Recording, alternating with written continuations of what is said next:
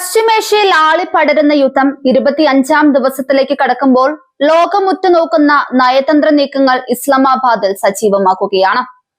അമേരിക്കയും ഇറാനും തമ്മിൽ നേരിട്ടുള്ള ചർച്ചകൾക്കായി പാകിസ്ഥാൻ, തുർക്കി, ഈജിപ്ത് എന്നീ രാജ്യങ്ങൾ മധ്യസ്ഥത വഹിക്കുന്നതായി റിപ്പോർട്ടുകൾ പുറത്തുവന്നു.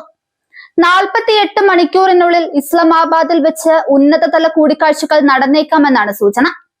എന്നാൽ ചർച്ചകൾ നടക്കുന്നെന്ന അമേരിക്കൻ അവകാശവാദം ഇറാൻ സൈനിക നേതൃത്വം ഔദ്യോഗികമായി നിഷേധിച്ചു.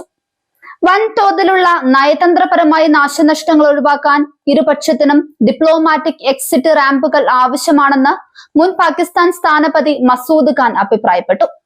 സമാധാന ചർച്ചകളെ കുറിച്ചുള്ള വാർത്തകൾക്കിടയിലും പശ്ചിമേഷ്യൻ ആകാശം മിസൈലുകളാൽ പ്രകമ്പനം കൊള്ളുകയാണ്. ഇറാന്റെ ഇസ്ലാമിക് റവല്യൂഷണറി ഗാർഡ് കോപ്സ് ഇസ്രായേലിനും മേഖലയിലെ US സൈനിക താവളങ്ങൾക്കും നേരെ 80-ാം ഘട്ട മിസൈൽ ആക്രമണം നടത്തി. തെല്ലവീവ്, സഫാദ്, കിരിയാത് ഷിമോണ, ബ്നെ ബ്രാക്ക് എന്നീ നഗരങ്ങളിൽ മിസൈലുകൾ പതിച്ചു. കുവൈറ്റ്, ജോർദാൻ, ബഹ്റൈൻ എന്നിവിടങ്ങളിലെ അമേരിക്കൻ താവളങ്ങളും ആക്രമിക്കപ്പെട്ടതായി IRGC അറിയിച്ചു. കുവൈറ്റ് അന്താരാഷ്ട്ര വിമാനത്താവളത്തിൽ ഡ്രോൺ ആക്രമണത്തെ തുടർന്ന് തീപിടുത്തമുണ്ടായി. യുദ്ധത്തിന്റെ ദുരന്ത ഫലങ്ങൾ ഏറ്റവും അധികം അനുഭവിക്കുന്നത് ലബനാനാണ്.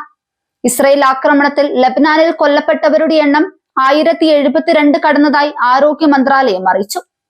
ലബനാനിലെ നബാത്തിയ, ഡയർ, അഡ്ലോൺ മേഖലകളിൽ വ്യോമാക്രമണം തുടരുകയാണ്. ഹിസ്ബുല്ല ഇസ്രയേൽ യുദ്ധവിമാനത്തെ തുരത്തിയതായും ബിരിയ ബാരക്കുകൾ ലക്ഷ്യമാക്കി റോക്കറ്റ് തൊടുത്തതായും അറിയിച്ചു.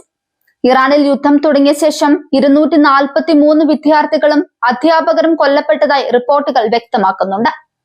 യസ്തിലുണ്ടായ സ്ഫോടനത്തിന്റെ ആഘാതത്തിൽ 10 വയസ്സുകാരി ഭയന്നു മരിച്ച നിലയിൽ കണ്ടെത്തി. പശ്ചിമേഷ്യയിലെ സാഹചര്യം പ്രധാനമന്ത്രി മോദിയും അമേരിക്കൻ പ്രസിഡന്റ് ട്രംപും ഫോണിലൂടെ ചർച്ച ചെയ്തു. ഹോർമുസ് കടലിടുക്കിന്റെ സുരക്ഷ ഉറപ്പാക്കണമെന്ന് മോദി ആവശ്യപ്പെട്ടു.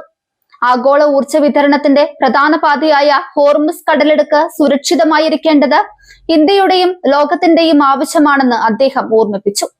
എണ്ണവില ബാരലിന് $101 കടന്നത് ആഗോള സമ്പദ് വ്യവസ്ഥയെ ബാധിക്കുന്നതായും ചർച്ചയിൽ ഉയർന്നു വന്നു.